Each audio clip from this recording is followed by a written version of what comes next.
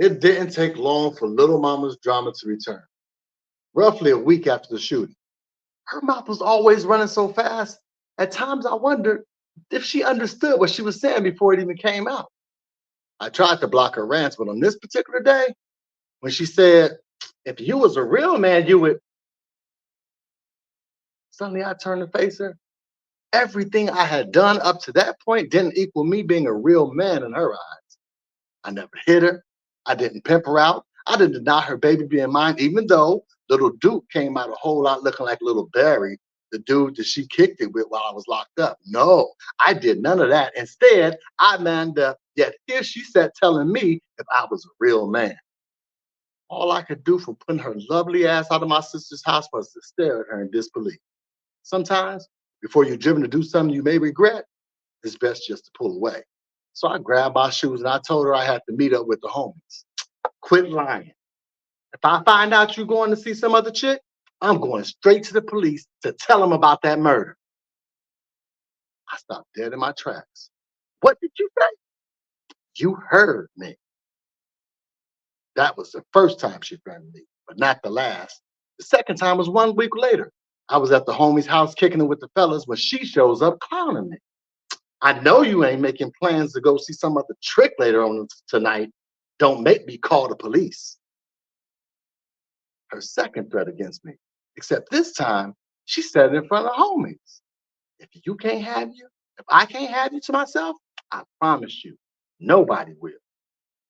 The homies looked around each other and then looked back at me. Finally, one of them spoke up, articulating what everybody else was thinking, pointing to her, but looking at me, he says, you got to kill this bitch. I snatched her by the arm, drug her outside, grab your stuff from my sister's house and get the hell out of here. Now, some might say that my actions were not those of a brother trying to be a real man. The truth, I was trying to save her life. The Hobies pledged allegiance to my well-being and would not let anything or anybody stand in the way of me being all right. Little Mama understood the streets enough to know that her threats, even if she was joking, which I thought she was, would be viewed as credible, and that she had to pay for them. So she grabbed her stuff and Little Duke and made her way back to Long Beach. About a week later, I met up with her and Little Duke in downtown Los Angeles, most because I was tired of all the phone calls. We talked about our relationship, and I told her that I wanted to be a real man and take care of my family. For a brief moment, we were in the same place. No cussing or fighting. Minutes later, however, she started in on all the drama about me and other women. I bounced Little Duke in my arms, ignoring the tirade, which really pissed her off. Then she got this wild look in her eyes. Oh, you think I'm playing, huh? If I can't have you, no one will. Watch this. She crossed to the other side of the street where she walks up to this police officer.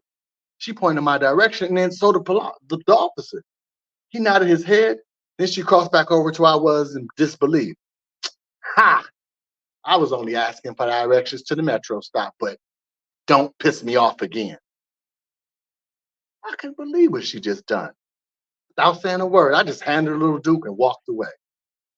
But knowing that it was only a matter of time before someone would try to come through and kill me, and I didn't want to die. I wanted to live. I wanted to live and be a real man who protected and provided for his family. But how could I protect or provide for anybody with all around me with my enemies who made it their business every waking day to look for the perfect time to take out Van Duke?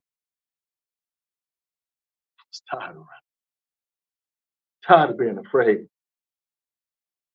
tired of fearing death when all I wanted to do was live. In a desperate state of awareness of my pending doom, I cried out to God to spare my life. Next day, God answered my prayer. That was August the 17th, 1980. Once we returned to our hood, and after I pulled myself together in my grandparents' garage, I called my mama, told her I was hanging out at my older sister's house for the night. When Monette heard I was over there, hey, I just came by to check on you. I also wanted to thank you for being there for my mama that time. You remember when her boyfriend was beating her up? Now, that happened a long time ago. I wasn't sure why she was filled with such gratitude now. Instead of then, still, I accepted it all night long. Woke up the next morning to her clutching my waist in reverse cuddle. Oh, hell, I thought, but didn't think about that too much because I had enough on my mind already. Minutes later, we hear this bam, bam, bam, bam, bam. I tiptoed to the front room and peeked out the curtain. Oh, snap. It was Little Mama with Little Duke, and she was flanked by her sisters and homegirls who were clutching bags filled with her clothes. I ducked into the back room, telling Wet Monette, do not leave this room or make a sound. I put on my pants, walked to the front door and opened the door. I stepped out into the porch, leaving the door slightly cracked, and asked Little Mama, hey, what you doing over here? She switched Little Duke to her right hip while our homegirls waited on the sidewalk. She said, what you doing over here? We talked about this yesterday. I'm moving back with you. You said you wanted to take care of your family. I didn't mean for you to move back over here.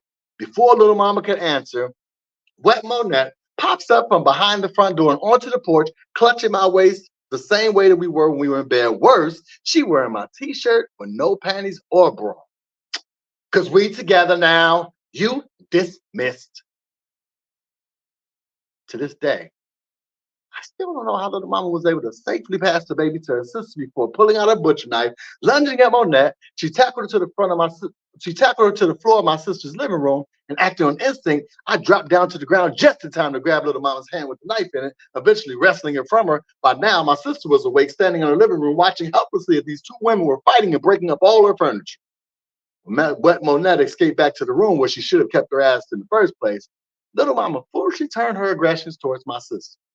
You foul for letting them sleep in your house with the tricks. Now, then she made the costly mistake of lunging at my sister.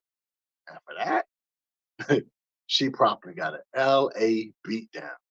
Their fight started in the living room, but wound up finishing outside on the front lawn. All the neighbors on their front porches tugging at their robes, watching this foolishness. Once my sister finally let up, Little Mama staggered to her feet, bearing the scars of a person who started some stuff that they couldn't finish. Bloody nose, black eyes, busted lips, except now she pointing at me and saying, I'll fix you. Then she stumbled around the corner, trailed by a crew. My sister begged me to grab my stuff and go. And I'm like, for what? I didn't do nothing. Why I gotta go hide? 15 minutes later, Little Mama was back. This time with the police. She claims I just beat her up. And at her word, they handcuffed me and sent me in the backseat of the patrol car. Now, even though all the neighbors confirmed I never laid a hand on that girl, they still kept me in cuffs. When the story started losing traction, she finally sprung to her coup de grace. And you know that murder that happened 3 weeks ago by that liquor store? It was him. He did it.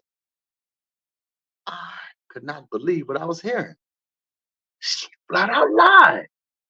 Then I remember her earlier threat. I can't have you. No one will. Cops looked at each other. Then they took a look at both of us and took both of us in.